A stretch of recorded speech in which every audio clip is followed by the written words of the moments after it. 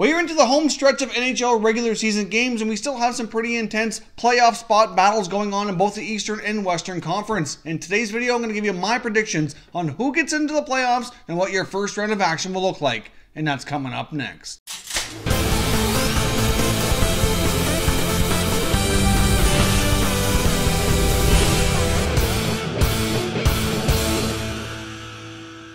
Hey everyone, and welcome back to another video here at Top Shelf Hockey. If you're new to the channel, thanks for stopping by. We review and discuss all 31 NHL teams, so if you're a huge hockey fan, consider subscribing and clicking the bell so you don't miss anything. So it's been about a month or so since we last did some playoff predictions here. Lots have changed really. Some teams have really heated up, some other teams have cooled off, and the playoff standings have certainly changed a fair bit since the last video here, and my perspective on a few teams has also changed a little bit as well. So let's get started here first by taking a look at the current standings of where the playoff format sits today, and then I'll give you my opinions on where things are going to end up and start the opening round here of the playoffs in about a month's time. Currently, the Washington Capitals have a 2-point lead over the New York Islanders, but the Islanders do have one game in hand, so really for the most part, they're pretty much even. The Islanders have had first place locked down for quite a period of time, but have cooled off a little bit lately. The Capitals have caught back up, and the defending Stanley Cup champions certainly mean business and want to win out Metropolitan Division title here yet again, as I'm sure the Capitals would rather play a wildcard team than play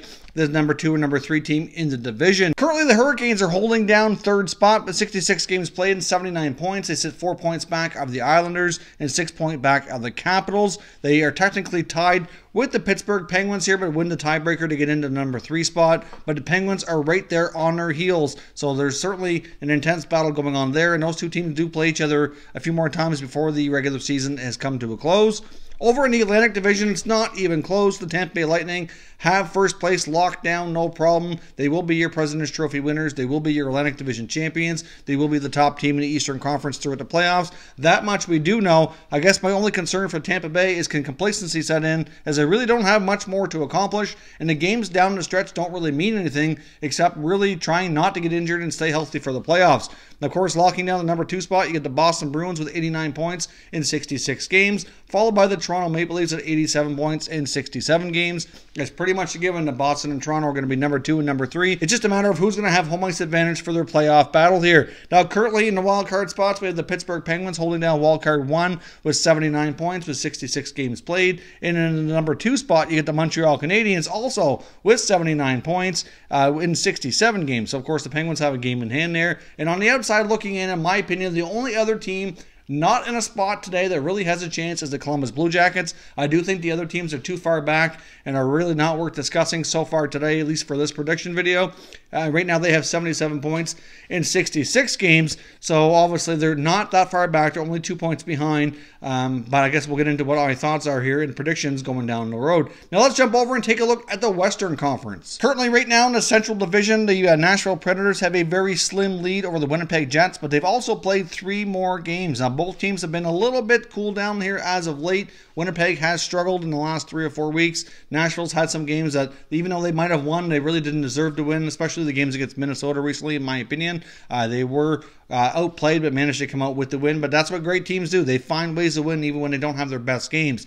So right now, like I said, they had 83 points in 69 games. The Jets have 82 and 66. And then you get the surging St. Louis Blues on both their heels here with 76 points in 66 games. Back in January, St. Louis was team number 31. Oh man, have they ever come a long way. They've been a hot team here for the past 2 months. Now over in the Pacific Division, you get the Calgary Flames still holding down first place, 89 points in 67 games. San Jose Sharks are nipping on their heels with 86 points in 66 games. And then you get the Vegas Golden Knights at 79 points at 68 games. Now the 2 wildcard teams as of today, we have the Dallas Stars in wildcard 1 with 73 points in 66 games. And then Minnesota Wild holding down wildcard 2 with 72 points in 67 games. Now, in my opinion, the 2 teams do have an opportunity to possibly knock one of those teams out.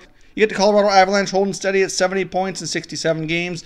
Then you get the Arizona Coyotes, who have lost more man games, I think, than just about any team this year. They've been really battered and beaten up, but they've been keep fighting and clawing to extend and stay within contention here. They got 69 points in 66 games and still have an opportunity here to get back into the playoff hunt.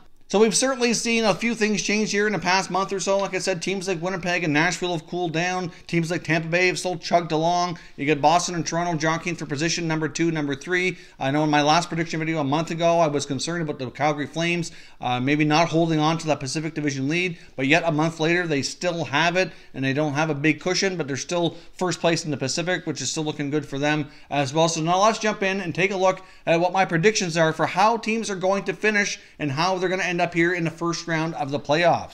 Now let's get started with the Eastern Conference. Now currently right now, here's how I have it lined up in the round 1 of the playoffs. I do have the Washington Capitals holding on for victory in the Metropolitan Division. I think right now the Islanders have kind of slipped a little bit lately, and even though they're the top defensive team in the league, Washington's the defending Stanley Cup champions. They have a lot of experience over there, way more than the Islanders, and I think they're going to come through here down the stretch and snag that division title, but I do have the Islanders finishing in second place. So that would make the Washington Capitals play wild card number 1, which right now I'm going to predict is going to be the Carolina Hurricanes. The drought of the Hurricanes is going to end. However, right now they're in the 3rd spot, but I do see them getting bumped out of that by the Penguins, as you can see here on the graph. So I do have the Carolina Hurricanes finishing in wildcard number 1 and playing against the Washington Capitals. Now down the stretch, the Carolina Hurricanes do have a fairly tough schedule, but I think overall they're going to be able to manage here to hang on.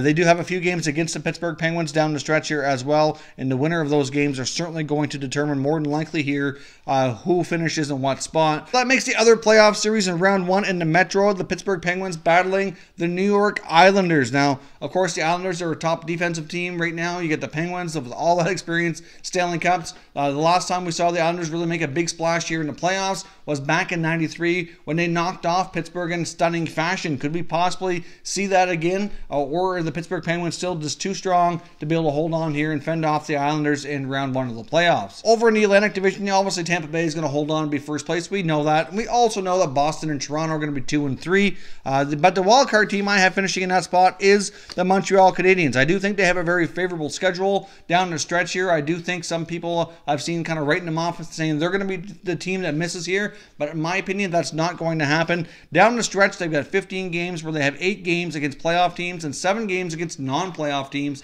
And I do think that they're going to be able to take advantage of that. I mean, they've been getting pretty decent goaltending, and things have been kind of going along here relatively well. So I do have confidence that Montreal will stay in the wildcard spot and face Tampa Bay in round 1. Pitting the Boston Bruins against the Toronto Maple Leafs here yet again.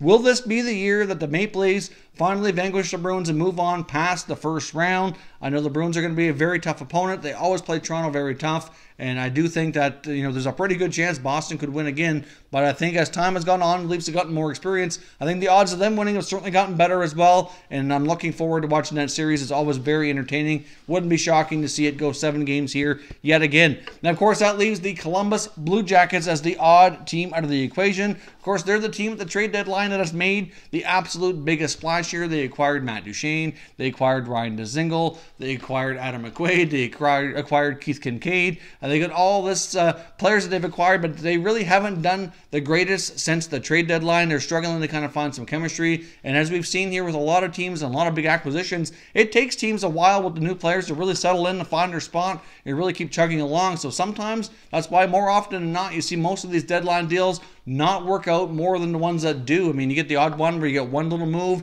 to kind of add a little extra depth or that one little bit of experience over the top. But typically when you see teams make too many changes near the deadline, even though they're all good players that you've added in, it quite often here doesn't work. You're changing the team's chemistry a little bit too much down the stretch. Really, Matt Duchene's been quiet. His first game with Columbus was good. He had a goal and an assist, and he's been very, very quiet ever since. Ryan Dzingel's only playing about 10, 11 minutes a night, mostly third-line duty, so he went from being a first-liner to a third-liner. Adam McQuaid's been a healthy scratcher quite a bit as well.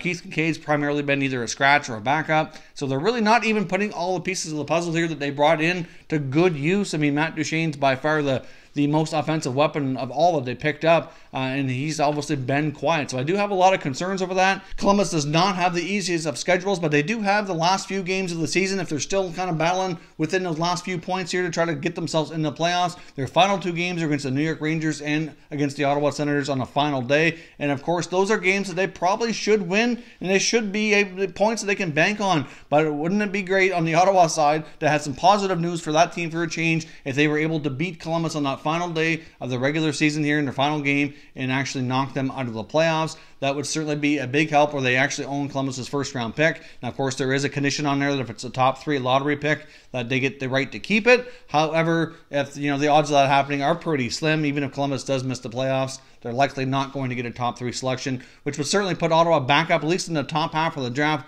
which would be absolutely huge for them. It would be the good news story that they actually need here, amongst others, because they've had so much drama and negativity in their team throughout this season. But that very well could be a storyline to keep your eye on, where those two teams play each other in Columbus's final game of the year, and with that draft pick, kind of looming over things, might make things interesting here down the stretch. But in my opinion, Columbus is the team that does not get into the playoffs, that are kind of in the hunt here right now. So, of course, I want to hear your comments down below. What do you think of my Eastern Conference predictions?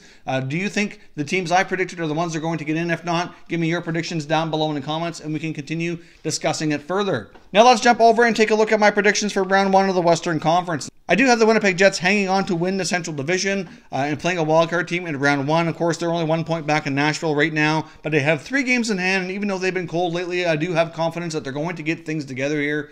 They're getting some players back from injury before the playoffs, and even though right now the playoffs started today, and I'd have a lot of concerns over Winnipeg's ability to even get past the first round based on their last few weeks of play here, but I do think they have time to get it together, right the ship, get their guys back from injury, and still go on a deep playoff run. Of course, that would leave Nashville playing St. Louis in the first round, with Winnipeg taking on a wildcard team being the Dallas Stars. I do think the Jets being able to avoid playing the St. Louis Blues in round 1 is going to be huge. The Blues are a team we would not want to run into the way they played lately. They've been one of the league's hottest teams, and they're certainly hot at the right time. And I do think possibly we could see an upset of the Predators and Blues. Right now, if it was going on to start today, I'd probably pick the Blues to win. They beat the Predators 3 times here in the recent past, and I do think that they could handle them in the playoffs should they end up meeting up here if my predictions hold true. So Winnipeg versus Dallas would be interesting as well, and that should theoretically be a series that Winnipeg could win, but you never know when it comes to the playoffs and the way they've been playing.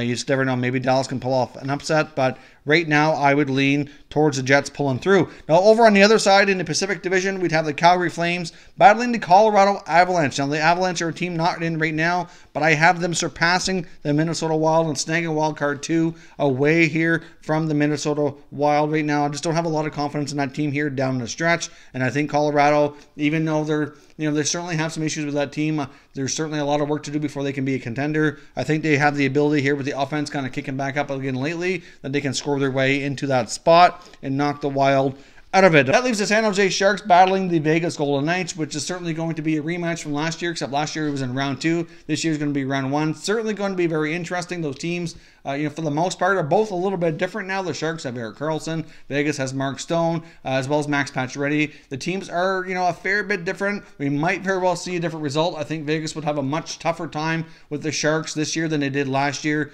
and we'll see if Vegas's, playoff miracle that they ran on last year can carry over to this year at all, or if the Sharks have the answers this time around. Those are my predictions for how the standings are going to finish and how the first round of matchup in the playoffs are going to be laid out here. So, of course, like I said with the Eastern Conference ones, let me know what you think of my Western Conference predictions. Let me know which teams you think are going to finish on what spot and who you have facing off each other in round 1 of the Western Conference playoffs. We will be doing some official predictions as well once the standings are finalized and official. We know who for sure is playing each other, and we'll be giving lots of predictions and thoughts and lots of playoff coverage here once the time comes here. Like I said, we're about a month or so away from playoff hockey. It's getting exciting.